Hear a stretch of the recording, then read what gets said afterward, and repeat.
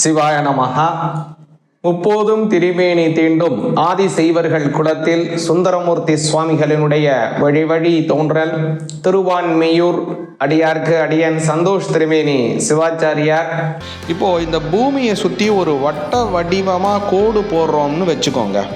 அதுதான் காலச்சக்கரம் அப்படின்னு சொல்கிறாங்க. அதில் நீங்கள் இந்த ராசியில் தான் பிறந்தீங்க, உங்களோட ராசி இதுதான் அப்படின்னு எப்படி சொல்கிறாங்க? வான்வெளி மண்டலத்தில் இந்த 0 டிகிரியில் இருந்து 30 டிகிரி வரை இருக்கக்கூடிய இடத்துல நிறைய நட்சத்திரங்கள் இருக்குது. இந்த பூமிக்கும் காலச்சக்கரத்திற்கும் இடையே நிறைய கிரகங்கள் சுற்றி வருது. அதில் முக்கியமானது சந்திரன். இப்படி முழுமையாக சுற்றி வரும்போது சந்திரன் ஒவ்வொரு ராசியையும் கடந்து போகுது. இப்போ உங்களுக்கு இன்னொரு சந்தேகம் வரலாம், அது என்ன முதல் பாதம், 2ஆம் பாதம், 3ஆம் பாதம், 4ஆம் பாதம்? இவங்களுக்கு ஒரு நல்ல யோகம் தரக்கூடிய எழுத்து ஆரம்பம் எப்படி இருந்தா ரொம்ப நல்லா இருக்கும்? கே, கோ, ஹா, ஹி இந்த மாதிரி சப்தங்கள் வர்ற மாதிரி. மிதுன ராசியா இருந்தா 9, கடக ராசியா இருந்தா 7ஆம் பாவம். அதனால திருமணத்துடன் சம்பந்தப்பட்ட முக்கிய ஆளாக சனி பகவான் வந்துருவாரு.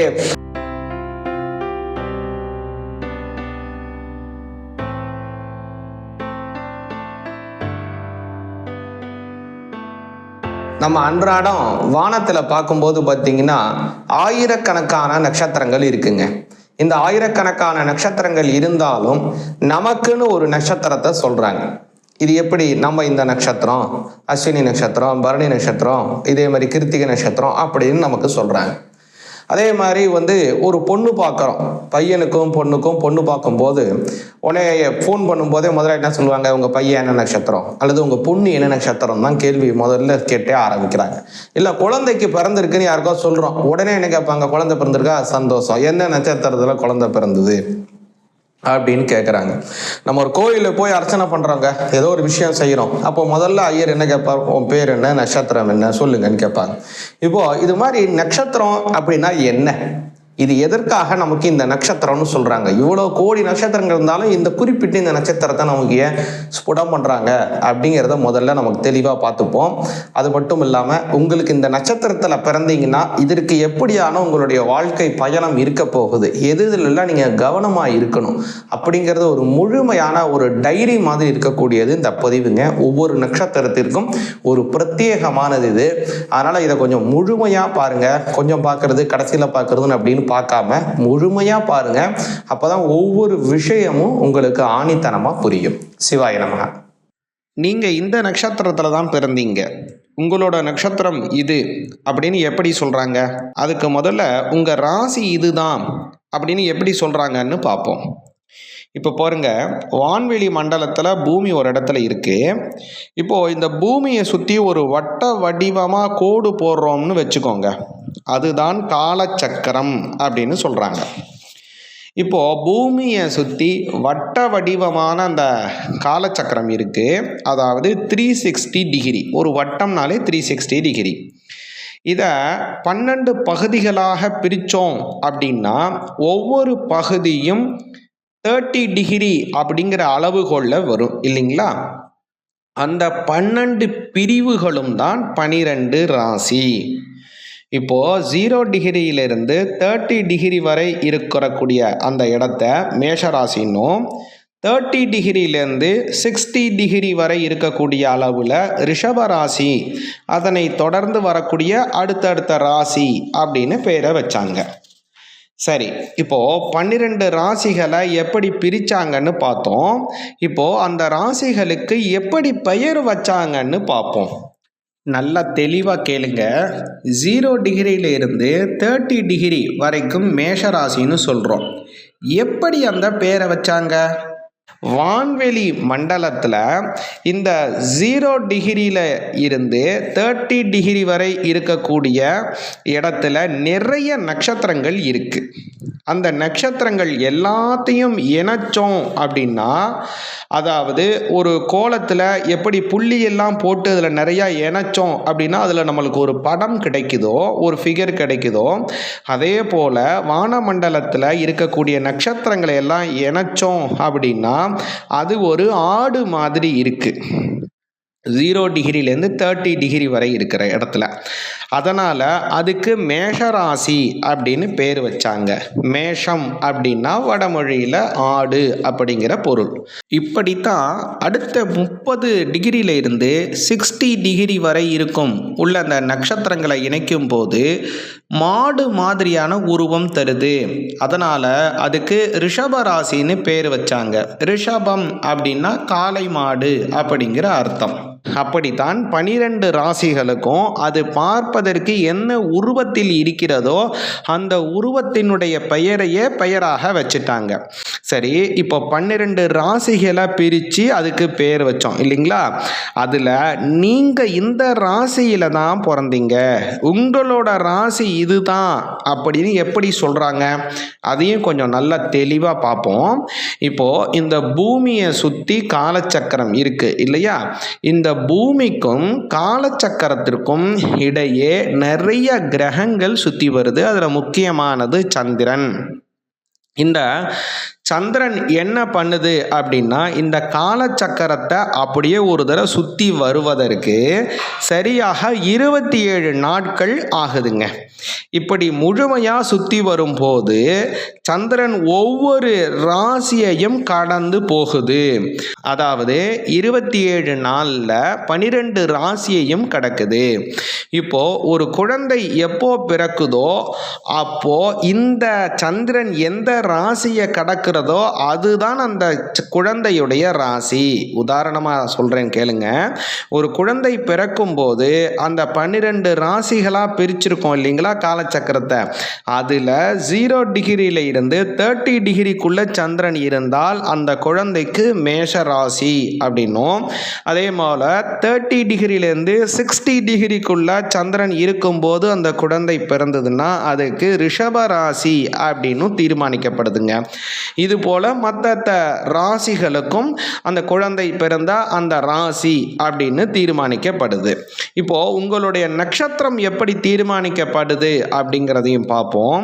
இப்போ பாருங்க, பூமியை மையமாக வச்சு வானமண்டலத்தில் இருக்கிற காலச்சக்கரத்தை 12 பகுதிகளாக பிரித்து 12 ராசிகள்னு பேரை வச்சு சொன்னோம் இல்லையா?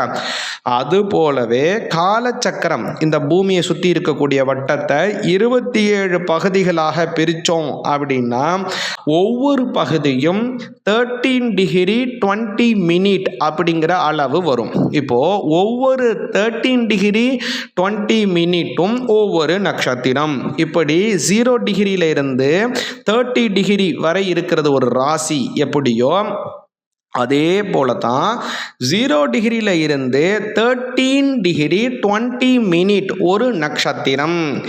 மேஷ ராசியவே உதாரணமாக எடுத்துக்கலாம். மேஷ ராசிங்கிறது 0 டிகிரியில இருந்து 30 டிகிரி வரை. சரியா? இந்த 30 டிகிரியில் முதல் 13 டிகிரி 20 மினிட் வரை அஸ்வினி, அடுத்த 13 டிகிரி 20 மினிட் வரை பரணி, மீதம் இருக்கிற பகுதி கிருத்திகை நட்சத்திரம் முதல் பாதம். சரியா? இப்போ உங்களுக்கு இன்னொரு சந்தேகம் வரலாம், அது என்ன முதல் பாதம், 2ஆம் பாதம், 3ஆம் பாதம், 4ஆம் பாதம் அப்படின்னு. அது ஒன்றுமே கிடையாது. நல்லா இந்த படத்தை பாருங்க, உங்களுக்கு தெளிவாக புரியும். மேஷ ராசியவே உதாரணமாக எடுத்துக்கலாம். மேஷ ராசிங்கிற 0 டிகிரியிலிருந்து 30 டிகிரி வரை. சரியா? இந்த 30 டிகிரியில இருந்து முதல் 13 டிகிரி 20 மினிட் வரை அஸ்வினி நட்சத்திரம். இதில் இந்த அஸ்வினி அப்படிங்கிறது அஸ்வினி 1, 2, 3, 4 பாதங்களையும் சேர்த்து தான் அஸ்வினி நட்சத்திரம். அதாவது அஸ்வினி நட்சத்திரத்தோட 0 டிகிரியில இருந்து 13 டிகிரி 20 மினிட் வரை உள்ள பகுதியை 4 பகுதிகளாக பிரித்தோம் அப்படின்னா அதுதான் ஒவ்வொரு பாதம். 0 டிகிரியில இருந்து 13 டிகிரி 20 மினிட் வரை உள்ள பகுதியை 4ஆக பிரிக்கும் போது முதல் பகுதியை அஸ்வினி முதல் பாதம் என்றும், இரண்டாம் பகுதியை அஸ்வினி இரண்டாம் பாதமாகவும், மூன்றாம் பகுதியை அஸ்வினி மூன்றாம் பாதமாகவும், நான்காம் பகுதியை அஸ்வினி நான்காம் பாதமாகவும் பிரிக்கிறோம். இப்போ உங்களுக்கு தெளிவாக புரியுதா? மேஷ ராசியில் அஸ்வினியோட 4 பாதங்களும் பரணியோட 4 பாதங்களும் கடைசியாக இருக்கிற பகுதி கிருத்திகையோடைய முதல் பாதமும் வருது. ஆக மேஷ ராசி 2.25 நட்சத்திரமாக பிரியுது. இதே போலத்தான் வானமண்டலத்தில் இருக்கிற காலச்சக்கரம் 27 நட்சத்திரங்களாக பிரிக்கப்படுது. மற்ற ராசிகளிலும் அந்தந்த நட்சத்திரங்களை பிரிக்கப்படுது. சரி, நீங்கள் இந்த நட்சத்திரத்தில் தான் பிறந்தீங்க அப்படிங்கிறத எப்படி சொல்கிறாங்க அப்படின்னா, ஏற்கனவே நம்ம ராசி எப்படி ஒருத்தவங்களுக்கு தீர்மானித்தோமோ, அதாவது நீங்கள் பிறக்கும்போது சந்திரன் எந்த ராசியில் இருக்கோ அதுதான் உங்களுடைய ராசி அப்படின்னு சொன்னோம் இல்லைங்களா? அதே போல் நீங்கள் பிறக்கும்போது வானமண்டலத்தில் காலச்சக்கரத்தில் சந்திரன் எந்த நட்சத்திர மண்டலத்தில் இருக்கிறதோ அதுதான் உங்க நட்சத்திரம். காலச்சக்கரத்தில் 27 நட்சத்திர மண்டலமாக பிரிச்சிருக்கோம் இல்லையா?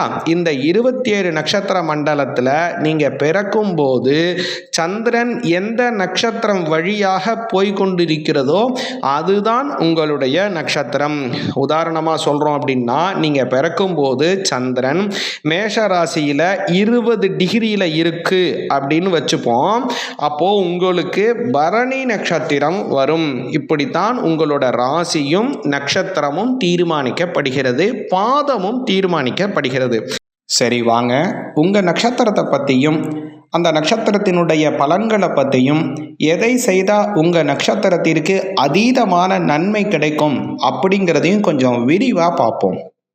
இப்போ புனர்பூச நட்சத்திரத்தினுடைய குணாதிசயம், அதனுடைய அமைப்பு எப்படிங்கிறத கொஞ்சம் விரிவாக பார்ப்போங்க.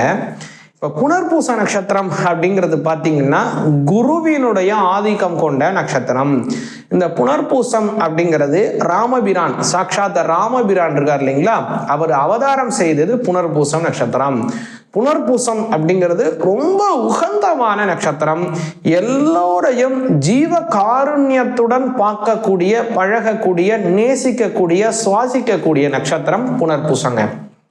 புனர்பூச நட்சத்திரம் அவங்களுக்கு பார்த்தீங்கன்னா 4 பாதங்கள் வரும். முதல் பாதம், 2ஆம் பாதம், 3ஆம் பாதம், இது 3மே மிதுன ராசியில வரும்.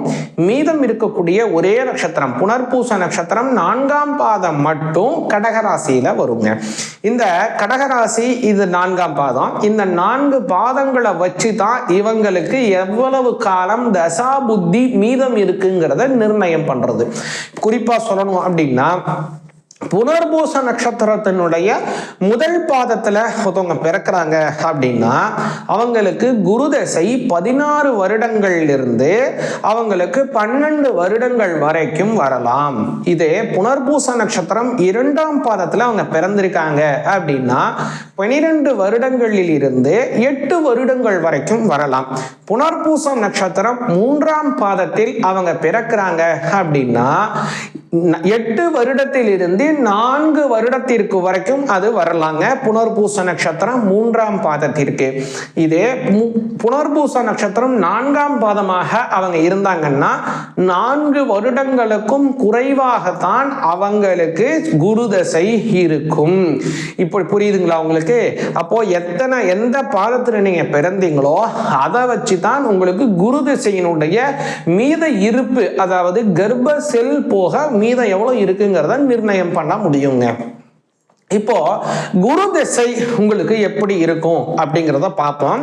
அதுக்கு முன்பாக புனர்பூச நட்சத்திரத்திற்கு ரொம்ப ஒரு யோகமான எண் அப்படின்னு பார்த்தீங்கன்னா 2, 5, 7, 9 இது எல்லாமே ரொம்ப நல்லா இருக்குங்க. இதுல புனர்பூச நட்சத்திரம் கடக ராசியா இருக்காங்க அப்படின்னா அவங்களுக்கு 3ஆம் எண்ணும் ரொம்ப நல்லா இருக்குங்க. அதனால 2, 5, 7, 9 புனர்பூசம் கடகராசினா உங்களுக்கு கூடுதலா 3ஆம் எண்ணும் ரொம்ப யோகமாக இருக்குங்க. புனர்பூச நட்சத்திரம் கடகராசிக்காரங்களுக்கு. இப்போ இவங்களுக்கு இதெல்லாம் ஒரு நல்ல ஒரு லக்கியான நம்பர். இவங்களுக்கு ஒரு நல்ல யோகம் தரக்கூடிய எழுத்து ஆரம்பம் எப்படி இருந்தா ரொம்ப நல்லா இருக்கும்? கே, கோ, ஹா, ஹி இந்த மாதிரி சப்தங்கள் வர்ற மாதிரி இவங்களுடைய பெயரையோ அல்லது இவங்களுடைய தொழில் ஸ்தாபனத்தினுடைய பெயரையோ வைத்து கொண்டாங்க அப்படின்னா ரொம்ப யோகமாகவும் நல்ல வளர்ச்சியாகவும் இவங்களுக்கு இருக்குங்க. இதே மாதிரி புனர்பூசம் நட்சத்திரத்துக்கு முதல்ல பார்த்தோம் இல்லையா, அவங்க ஆரம்பிக்கிறதே குரு திசையில தான் ஆரம்பிப்பாங்க. அதனால இளமை காலம் அப்படிங்கிறது இவங்களுக்கு குருவினுடைய தசா காலமாகவே இருக்கும். அதாவது இவங்களுடைய பிறந்ததிலிருந்து குறிப்பாக 16 வருடங்கள் வரைக்கும் இந்த குரு தசை வரலாம். அதனால இந்த குரு தசை அப்படிங்கிறது நல்லா பார்த்தீங்க அப்படின்னா படிப்பு சார்ந்த விஷயத்துல நல்ல நாட்டம் இருக்கும். ஏன்னா குரு 7ஆம் பாவத்திற்கோ அல்லது 9ஆம் பாவத்திற்கோ ஆதிபத்தியம் கொண்டவராக மாறிடுவார். ஒன்று 7ஆம் பாவத்துக்கு ஆதிபத்தியமா இருப்பாரு, அப்படி இல்லைன்னா 9ஆம் பாவத்திற்கு ஆதிபத்தியம் கொண்டவராக மாறிடுவார். இப்போ இந்த 2 விஷயமே ரொம்ப முக்கியம். எதுக்குன்னா படிப்புக்கு ரொம்ப முக்கியம். அதனால படிப்பு சார்ந்த விஷயத்துல ரொம்ப கெட்டிக்காரராகவும் இருப்பாங்க. கொஞ்சம் விளையாட்டுத்தனங்கள் அதிகமாக இருக்கும். முதல்ல விளையாட்டுத்தனமாக இருந்தாலும் கொஞ்சம் கொஞ்சமாக தான் இவங்களுக்கு படிப்புல டைரக்ஷன் திரும்புவாங்க. அதன் பிறகு இந்த படிப்புல பாத்தீங்கன்னா மற்றவங்க கூட பொறாமைப்படும்படியான ஒரு படிப்பு இவங்களுக்கு இருக்குங்க. இந்த படிப்புங்கிறது ரொம்ப முக்கியமாக இவங்களுக்கு இருக்கும். அந்த படிப்பை வச்சுதான் இவங்க வாழ்க்கையில நல்ல முன்னேற்றத்தை அடைவாங்க. ஒரு பக்கம் இந்த புனர்பூச நட்சத்திரக்காரங்க பெரும்பாலும் பார்த்தீங்கன்னா 2 விதமான நபர்கள் தான் இருப்பாங்க. ஒன்று, இவங்க குடும்பத்துடனே சேர்ந்தே இருப்பது, தாய் தந்தையார் இவங்களோட சேர்ந்தே இருக்கக்கூடிய அமைப்புல இருக்கலாம். அப்படி இல்லைன்னா தாய் தந்தையாருடன் சிறு வயதிலேயே பிரிஞ்சிருவாங்க. இந்த குரு திசையிலே பிரிஞ்சிருவாங்க. பிரிஞ்ச பிறகு மறுபடியும் இவங்களால தாய் தந்தையருடன் சேரவே முடியாதுங்க. ஒண்ணு தாய் தந்தையரோட சேர்ந்தே இருப்பாங்க அல்லது பிரிஞ்சே இருப்பாங்க. 2 விதம் தான் அவங்க குரு தசை புனர்பூச நட்சத்திரத்துல பிறந்தவங்களுக்கு இருக்கும். இந்த குரு தசையில அப்போ குரு தசைங்கிறது ஒன்று தந்தையாருடன் சேர்த்தே அமைச்சிரும் அல்லது குரு தசை தந்தையாருடைய பிரிச்சும் வச்சிரும். இது எதை வச்சு நிர்ணயம் பண்ணணும் அப்படின்னா உங்களுடைய ஜாதகத்துல 9ஆம் அதிபதி யாரு, அவர் எங்க இருக்காரு, அதை வச்சு இவங்க சேர்ந்து இருப்பாங்களா அல்லது பிரிஞ்சே இருப்பாங்கிறத நம்மளால சொல்லிட முடியுங்க. அப்புறம் அந்த குரு பகவானினுடைய தசை முடிந்த பிறகு வரக்கூடியது சனி தசை.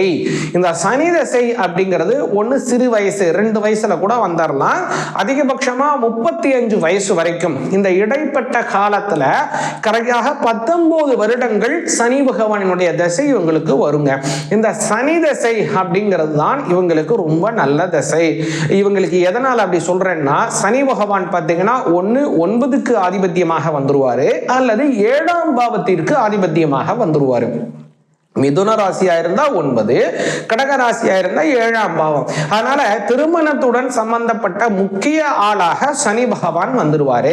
அதனால சனி தசை எப்ப ஆரம்பிக்குதோ அப்பவே இவங்களுக்கு கல்யாணத்துக்கான பேச்சுவார்த்தைகள் ஆரம்பித்து விடும். அதனால கல்யாணம் முடிகிறது, நல்ல வாழ்க்கையில ஒரு நல்ல சுபிக்ஷ நிலையை அடைவது எல்லாமே புனர்பூச நட்சத்திரக்காரங்களுக்கு சனி தசையில தாங்க அமையும். சனி தசைக்குள்ளேயே இவங்களுக்கு கல்யாணம், அதே மாதிரி குழந்தைகள் பிறப்பது எல்லாமே நடந்துடணுங்க. அந்த கல்யாணம் குழந்தைகள் பிறக்கிறது சனி தசையில நடக்கல அப்படின்னா புதன் தசையில ரொம்ப இழுபறியாக மாறிவிடும். அதே மாதிரி பாத்தீங்கன்னா குழந்தைகள் கூட அந்த சனி தசையிலே பிறந்துட்டா ரொம்ப நல்லது. ஏன்னா அடுத்து வரக்கூடிய புதன் தசை 4ஆம் பாவத்திற்கான திசையாக வர்றதுனால 5ஆம் பாவத்திற்காக இருக்கக்கூடிய குழந்தை பாக்கியத்திற்கான அமைப்புகள் அதுல குறைந்து விடும். அதுல திருமணத்துக்கான வாய்ப்புகளும் கொஞ்சம் சுருங்கி விடுது. அதனால அந்த காலகட்டத்தில் திருமணம் கொஞ்சம் சட்டுன்னு நடக்கிறதுக்கான வாய்ப்பு ரொம்ப ரொம்ப ரொம்ப தள்ளி போயிடும் புனர்பூச நட்சத்திரக்காரங்களுக்கு.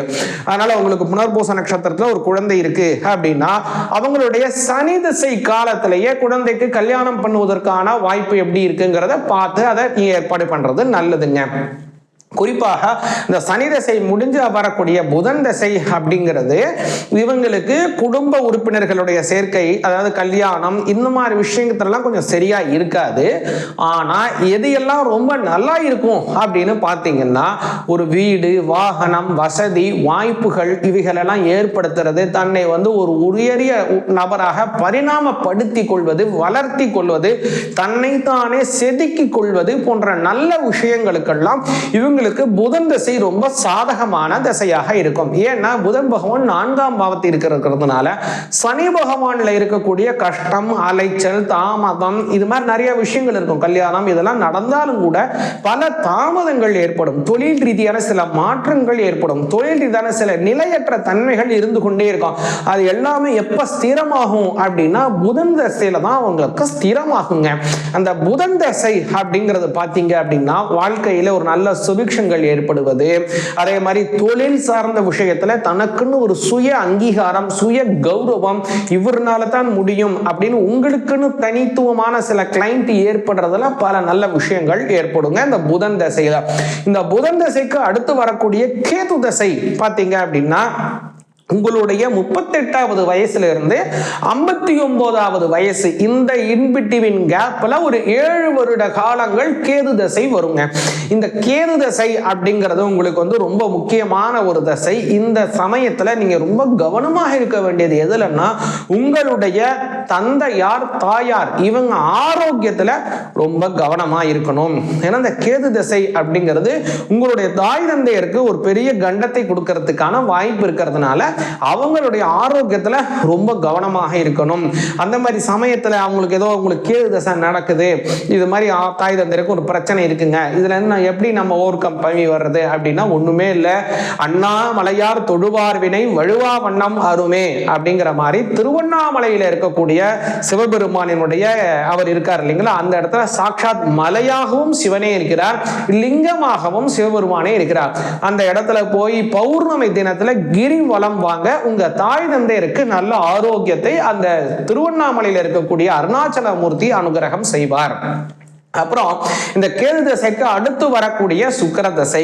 இந்த சுக்கிர தசை பார்த்தீங்கன்னா உங்களுக்கு 45வது வயதுல இருந்து 79வது வயது, இந்த இன்பிட்வீன் கேப்ல ஒரு 20 வருட காலங்கள் சுக்கிர தசை வரும். இந்த சுக்கிர தசை அப்படிங்கிறது ஒண்ணு உங்களுக்கு 5ஆம் அதிபதி திசையாக வரும் அல்லது 11ஆம் அதிபதி திசையாக வரும். நல்லா புரிஞ்சுங்க. ஒண்ணு நீங்க வந்து மிதுன ராசிக்காரங்களா இருந்தீங்கன்னா 5 கூடையவரா வந்துருவாரு, 12 கூடையவராக இருப்பார். அதுல 5 தான் உங்களுக்கு ஃபர்ஸ்ட் உங்களுக்கு ஆக்டிவேட் ஆகும். அதே மாதிரி காலச்சக்கரத்துல முக்கியமா உங்களுக்கு அடுத்து வர்றதுனால உங்களுக்கு 5 ஆக்டிவேட் ஆகும். அதே நீங்க கடகராசியா இருந்தீங்கன்னா 11ஆம் பாவத்துக்கு ஆதிபத்தியமா சுக்கிரன் வந்துருவார். அதனால ரெண்டுமே இங்க ஆக்டிவேட்ல இருக்கிறதுனால ரொம்ப வளர்ச்சிகள் அதிகமாக இருக்கும். அதுவரை உங்களுடைய குழந்தைகள் உங்களுடைய பூக்கள் இருந்து தனித்துவமா தனியா செயல்பட்டு இருந்தாலும் கூட அதன் பிறகுதான் உங்க குழந்தைகளை உங்களுடைய பராமரிப்பிலே உங்களுடைய கண்ட்ரோல்ல கொண்டு வருது, இல்லது அவங்களுக்கு ஒரு நல்ல வளர்ச்சி தர்றது. அதுவரை உங்க குழந்தைகளுக்கு ஒரு விளையாட்டுத்தனமா இருந்தாலும் கூட அதற்கு பிறகுதான் உங்களுடைய குழந்தை, அதாவது உங்களுடைய சுக்கிர தசை ஆரம்பித்த பிறகுதான் உங்க குழந்தை மீதே உங்களுக்கு நம்பிக்கை வரும். அதுவரை குழந்தை இப்படி இருக்கானே, கஷ்டமா இருக்கே, இவ்வளவு சரியா இல்லையே அப்படின்னு உங்களுக்கு ஒரு வருத்தங்கள் ஏற்பட்டு இருக்கிறது எல்லாமே சுக்கிர தசை மாற மாற மாற நல்ல வளர்ச்சியாகவும் இருக்கும், நல்ல சுபிக்ஷமாகவும் இருக்கும். இன்னொரு முக்கியமான விஷயம் என்னன்னா 11க்கு உடையவராக மாறுறதுனால நல்ல முதலீடுகள் செய்வது, அதே மாதிரி வந்து நல்ல ஒரு யோகமான வழியிலே நீங்கள் பிரயாணத்தை செய்வது, அதுமாதிரி நிறைய நல்ல விஷயங்கள் நல்ல மாற்றங்கள் சுக்கிர தசை ரொம்ப நல்லா இருக்குங்க புனர்பூச நட்சத்திரக்காரங்களுக்கு. அதனால இந்த 45ல இருந்து 79 வயசு இதுல ஒரு 20 வருடங்கள் இந்த சுக்கிர தசை உங்களுக்கு ரொம்ப அமோகமாக இருக்கும். இந்த மொத்தமாக உங்களுக்கு ரொம்ப நல்ல பலனை தரக்கூடிய தசை அப்படின்னா அது புதன் தசை தான். அது முன்னாடியே உங்களுக்கு சிறு வயசுல வந்திருக்கும் சொன்ன பாத்தீங்களா, அந்த புதன் தசையை நீங்க ரொம்ப நல்லா பயன்படுத்தி கொள்ள வேண்டும். அதுலதான் நீங்கள் சம்பாதிக்கக்கூடியது என்னவோ அதை வச்சுதான் நீங்க டெவலப் பண்ணிக்க முடியும். அதனால இந்த புதன் தசையில நீங்க ஊதாரித்தனமா இருந்துட்டீங்கன்னா பிற்காலத்துல ரொம்ப கஷ்டம் தான். அதனால இப்போ உங்களுக்கு புதன் தசை நடக்குது அப்படின்னு அதை ரொம்ப நல்லா கவனமாக நல்ல ஒரு பராமரித்து நல்ல ஒரு விஷயமாக அதை பயன்படுத்தி கொள்ளுங்க. அதே மாதிரி சுக்கிர தசைக்கு அடுத்து அதாவது உங்களுடைய பிற்காலத்துல சூரிய தசை வரும். சூரிய தசை அப்படிங்கிறது உங்களுக்கு எலும்பு, பல்லு, தோல் இது மாதிரியான சில உடல் உபாதைகள், பிளட், இருதயம் இது மாதிரியான சில உபாதைகள் தருவதற்கு வாய்ப்பு இருக்குங்க. அதனால அந்த இதுலலாம் நீங்க உடல் ஆரோக்கியம் சம்பந்தப்பட்டதுல ரொம்ப கவனமாக இருக்கணும். குறிப்பாகவே இந்த புனர்பூச நட்சத்திரக்காரங்களுக்கு ரொம்ப யோகமான தொழில், என்ன மாதிரியான தொழில் நல்லா இருக்கும் அப்படின்னு பாத்தீங்கன்னா குரு பகவான், சுக்கிர பகவான் எல்லாமே நல்ல இடத்துல இருக்கிறதுனால இவங்களுக்கு வந்து அதாவது பாரம்பரியமாக உங்க தந்தை தந்தையர் என்ன பிசினஸ் பண்றாங்களோ அதே நீங்க எடுத்து பண்றதுக்கும் ரொம்ப நல்லா இருக்கும். அதே மாதிரி பாத்தீங்க அப்படின்னா புதிதாக உற்பத்தி செய்யக்கூடிய தொழில் அது மாதிரியான விஷயங்களும் நல்லா இருக்கும். ரியல் எஸ்டேட் சம்பந்தப்பட்ட தொழிலும் ரொம்ப நல்லா இருக்கும். இவங்களுக்கு கொஞ்சம் கஷ்டமான தொழில், இது கொஞ்சம் கவனமா இருக்க வேண்டிய தொழில் அப்படின்னா ஃபைனான்ஸ் மாதிரியான தொழில், அதெல்லாம் ரொம்ப கவனமாக இருக்கணும். யாருக்காவது பணம் கொடுத்து உதவி பண்றீங்க அல்லது யாருக்கிட்டையாவது நீங்க பணம் வட்டிக்கு கொடுக்குறீங்க, இந்த மாதிரி விஷயத்துல ரொம்ப கவனமா இருக்கணும், எச்சரிக்கையா இருக்கணும். அதே மாதிரி உங்களுக்கு செவ்வாய் 1-11 வரலாம், இல்ல 6 மத்தக்கும் இருக்கலாம். அதனால ஒரு நிலத்துல முதலீடு பண்றீங்கன்னா 2-3 தடவை அந்த இடத்தை பத்தி நல்லா யோசிச்சுட்டு அதுக்கப்புறம் அதுல பணத்தை கொடுக்கணும். நீங்க இல்லைன்னா ஒரு சில சமயம் நீங்க பணம் கொடுத்த பிறகு நீங்கள் அதாவது நீங்க இடம் வாங்குறதுக்காக பணத்தை கொடுக்குறீங்கன்னா அந்த இடம் விற்பனை பண்றவங்க உங்க பணத்தை வாங்கிக்கிட்டு அதன் பிறகு கொஞ்ச நாள் அதை காலம் தாழ்த்துறதுக்கோ அல்லது அதன் மூலமாக நீங்கள் ஏமாறுவதற்கோ வாய்ப்பு இருக்கு. அதனால புனர்பூச நட்சத்திரக்காரங்க நிலம் வாங்குறீங்கன்னா ரொம்ப கவனமாகத்தான் ஒரு இடத்தை கிரயம் பண்ண வேண்டும். அது மாதிரி இவ்வளவு தூரம் நம்ம சொல்றோம், நிறைய விஷயங்கள் சொல்றோம். இருந்தாலும் உங்களுக்கு அன்றாட தினத்துல நிறைய கஷ்டங்கள் இருக்கு, நிறைய வாழ்க்கையில நிறைய பிரச்சனைகள் இருக்கு. இதெல்லாம் நம்ம எப்படிங்க ஓவர் கம் பண்றது, எப்படிங்க செய்யறது அப்படின்னா உங்களோட ராசி நாதனை நீங்க பிடிச்சுக்கணுங்க. உங்களுடைய நட்சத்திர நாதனை நீங்க பிடிச்சுக்கணுங்க. உங்களுடைய நட்சத்திரநாதன் குரு பகவான் இல்லைங்களா? அதனால குரு பகவானுக்கு உண்டான கிழமை வியாழக்கிழமை. அந்த வியாழக்கிழமையில பெருமாள் வழிபாட செய்யணும். வியாழக்கிழமையிலே மகான்கள் வழிபாட செய்யணும். அது கோதண்டராமர்ங்கிறவர் ரொம்ப உச்சிதமான வழிபாடு. அந்த கோதண்டராமர் கோவில்ல நீங்க வழிபாடு செய்யுங்க. அதே மாதிரி புனர்பூசம் நட்சத்திரம் வரக்கூடிய நாள்ல ராமபிரான் கோதண்ட ராமருக்கு அர்ச்சனை பண்ணுங்க. அப்புறம் ஒவ்வொரு வியாழக்கிழமைக்கும் உங்களுக்கு யாரை ரொம்ப பிடிக்குமோ, எந்த மகானை பிடிக்குமோ, காஞ்சி மகா சுவாமிகள், வள்ளலார் சுவாமிகள், அதே போல சீரடை சாய்பாபா, சத்ய சாய்பாபா, வடலூர் ராமலிங்க அடிகளார், இது மாதிரி உங்களுக்கு யாரை பிடிக்குமோ, ராமகிருஷ்ண பரமஹம்சர், ரமண மகரிஷி, இந்த மாதிரி உங்களுக்கு எந்த மகான்களை ரொம்ப பிடிக்குமோ அல்லது எந்த சித்தர்களை ரொம்ப பிடிக்குமோ அந்த வழிபாடை வியாழக்கிழமை தோறும் செய்யுங்க. இது மாதிரி செஞ்சு வந்தீங்கன்னா வாழ்க்கையிலே நல்ல முன்னேற்றமும் நல்ல வளர்ச்சியையும் அடைவீர்கள்.